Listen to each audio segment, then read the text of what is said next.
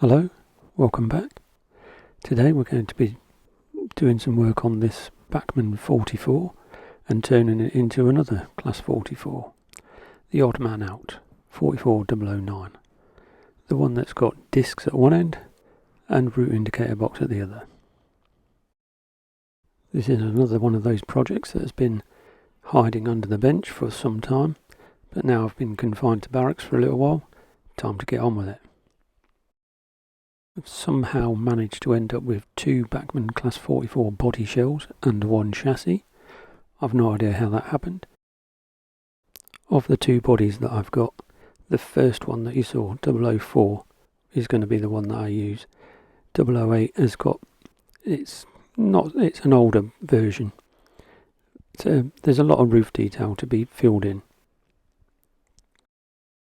The sides will have to be cut out as well, because 009 had the strange grills that aren't the ones that are moulded on the model. These are the ones from Extreme Etchings, Shawplan. And for this one, I'm going to be rebellious and do the body first instead of the wheels. Anyway, let's get it stripped down, get the fan out and the lights, glazing, and any other little bits and pieces that we can get off before we go to paint. Slight diversion here, but just going to say this is my method of getting the numbers off of the side of Bachmann engines and coaches. It's just a cocktail stick. No need for any solutions or anything like that. It doesn't scratch the surface.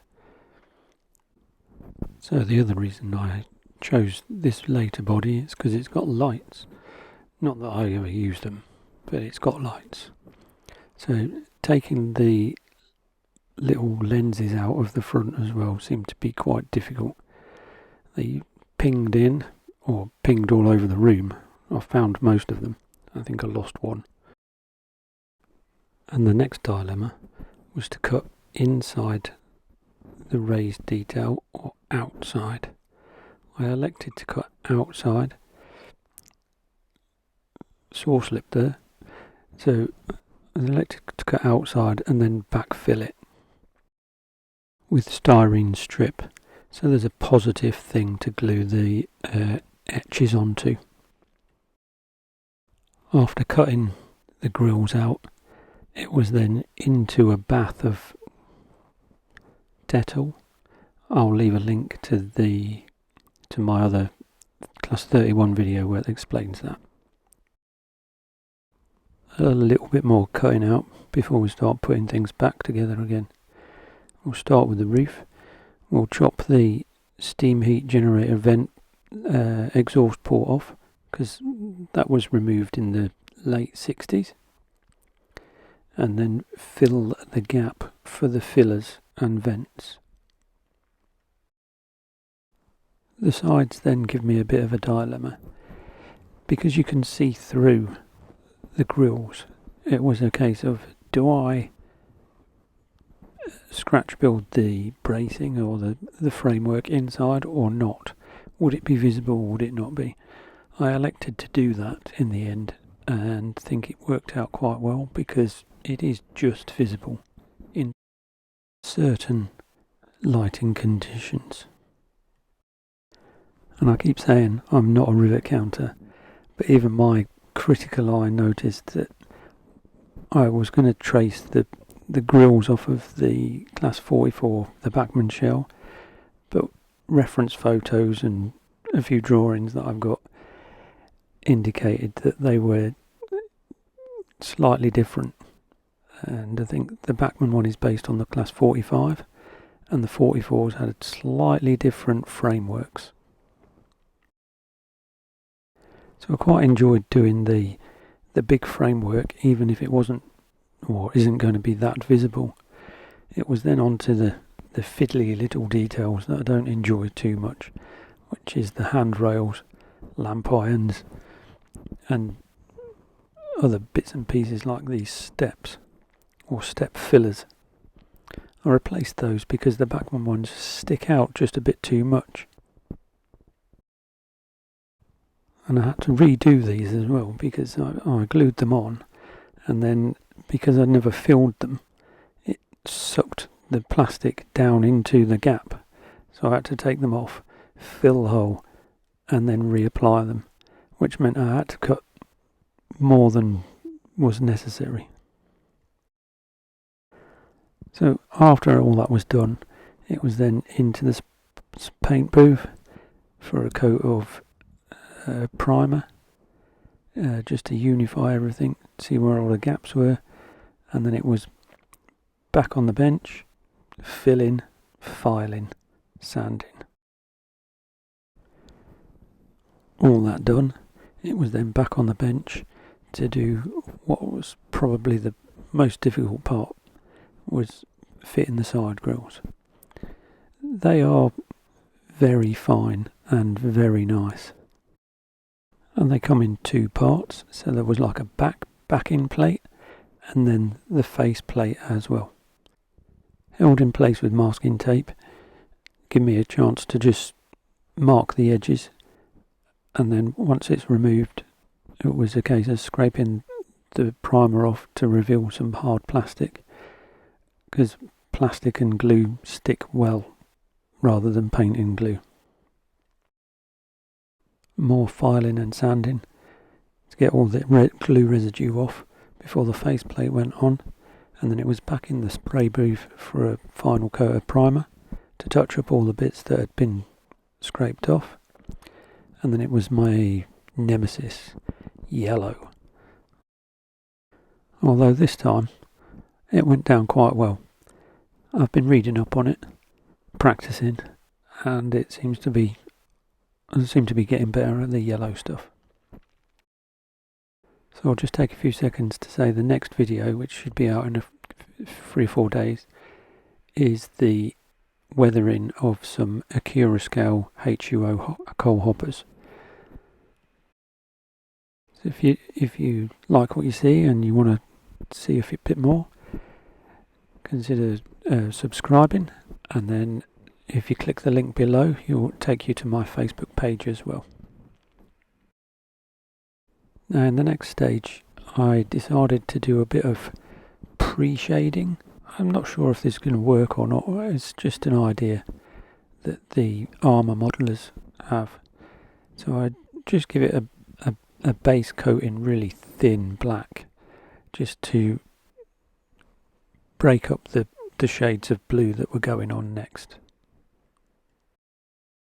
I did 3 layers of blue, really thin, and it shaded out quite well. So there was bright spots, which is equivalent to fading, and there's dark spots, which is the equivalent of just normal blue paint.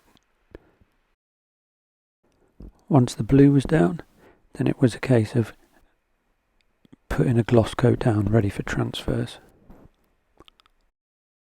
And the transfers were, this time they were off my stockpile, which come from Fox Transfers.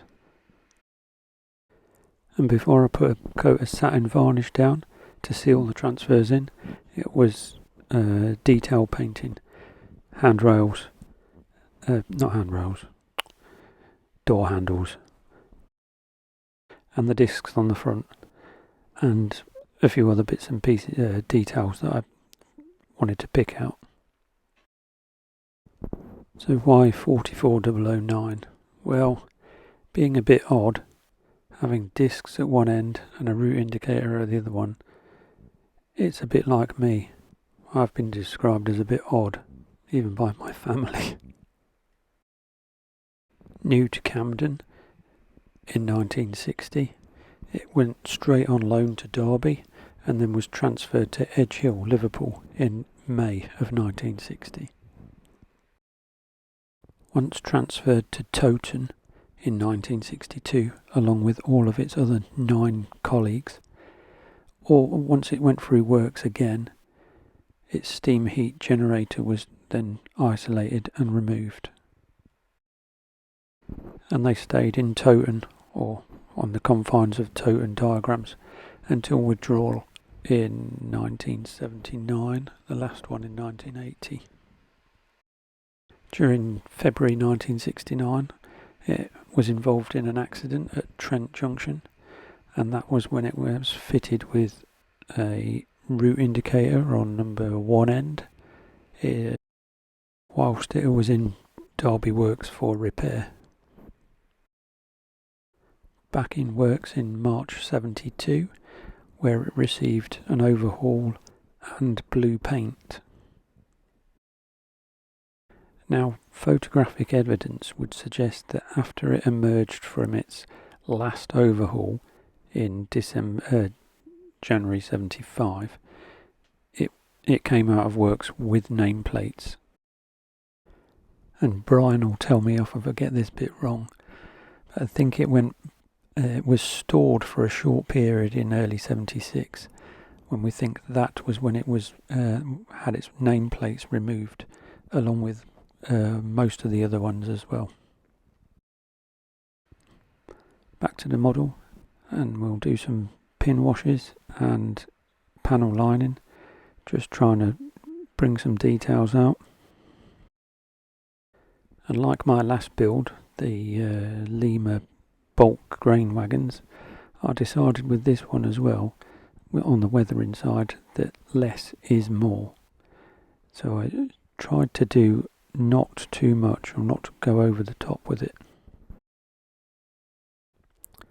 So with a loaded brush, it was just dabbing the edges of the details, and then with a dry brush that's been cleaned, it was just dragging all of that dirt and grime down the side of the roof to the rain strip.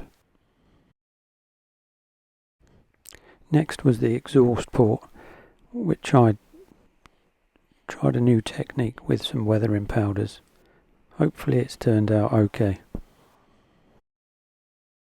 Before I put the body back on the chassis, I did a few experiments to see how much light was behind the grills and whether you could see the framework or not. And it turned out that I needed to paint the chassis block black and bits of the motor, because you could see parts of the motor wiring and one of the resistors as well. Because of all this CV19 business, I didn't think I was going to get to finish this, because I thought I was short of a chip. But I dug deep in the spares box, hunted high and low, and eventually found a spare 21-pin Bachmann decoder. And then it was bolting the body back on before we tackle the wheels, bogies, chassis. A very light dusting of brake dust got the ball rolling with the lower half weathering, and then it was mostly powders and dry brushing, just to bring some of the details out. Springs, axle boxes, steps. I'd put the handrails on at this stage as well. I'd left them off as long as possible because they are quite delicate, thin, and the most prone things to be knocked off. The other thing that caused me dilemmas, I wanted this one with a nameplate on it, because I haven't got many engines with nameplates on. But it also meant that I had to put numbers and in the route indicator, because it didn't carry the nameplate after it was fitted with dominoes. So this will be one of 2 or 3 engines that I've actually got that's got numbers in the front. Not that that's a bad thing, it just puts it right at the very limit of my scope of operations. So finally onto the rotisserie, ready to go into service. I nearly lost interest on this one about halfway through, but battled through it, knowing that wagons were up next, my favourite. And then I might do something different, like a coach or some signals. Getting 2 steps too far ahead again. Like I say, weathering Akira scale HUO coal hoppers is next. Stick around for that one.